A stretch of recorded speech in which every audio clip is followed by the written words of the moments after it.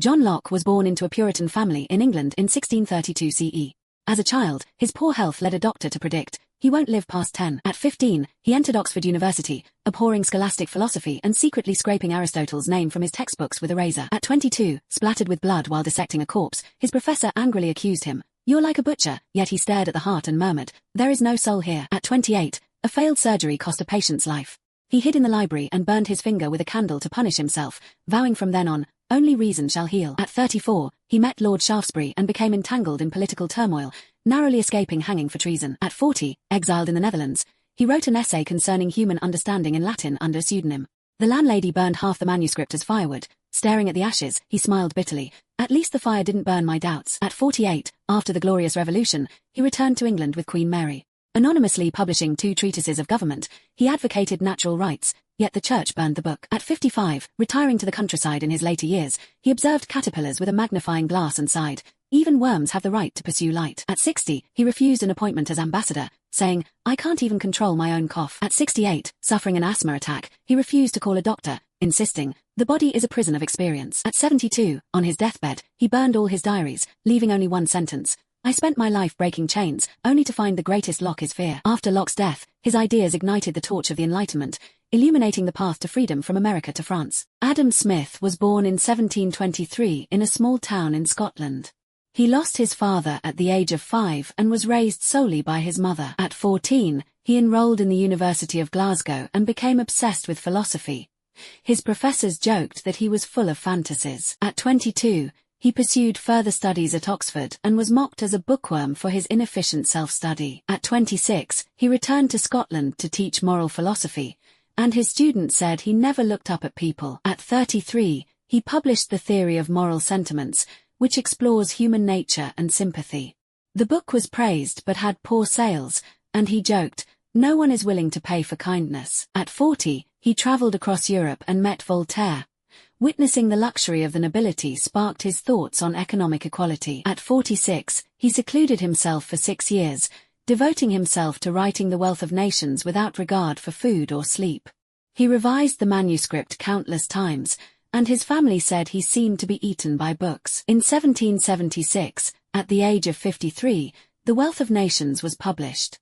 It put forward the concept of the invisible hand, which shocked the academic community, yet Smith was accused of advocating selfishness. At 60, he served as a customs commissioner and studied taxation, but often forgot about his own salary. At 67, he declined a noble title, saying, "A title cannot explain wealth." In his later years, he secretly funded poor students and donated money anonymously, firmly believing that education was the foundation of social progress. In 1790, at the age of 67, Smith passed away.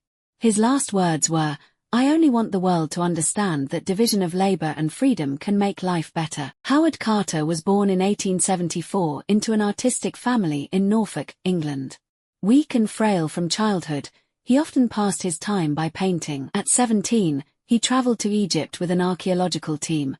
He became obsessed with ancient Egyptian civilization after copying murals in ancient tombs. At 21, he excavated the Beni Hassan tomb complex, but was scolded by his superiors for cleaning cultural relics without authorization, who called him no better than a bricklayer. At 25, he became an inspector for Egypt's Antiquities Service, yet was transferred due to a dispute with local nobles. At 30, Carter met Lord Carnarvon and received funding to excavate the Valley of the Kings. At 25, he became an inspector for Egypt's Antiquities Service, yet was transferred due to a dispute with local nobles. At 44, after repeated fruitless excavations, Lord Carnarvon threatened to withdraw funding, but Carter looked up at the stars and said, "The Pharaoh is waiting for me." In 1922, at the age of 48, Carter discovered Tutankhamun's tomb, which shocked the world.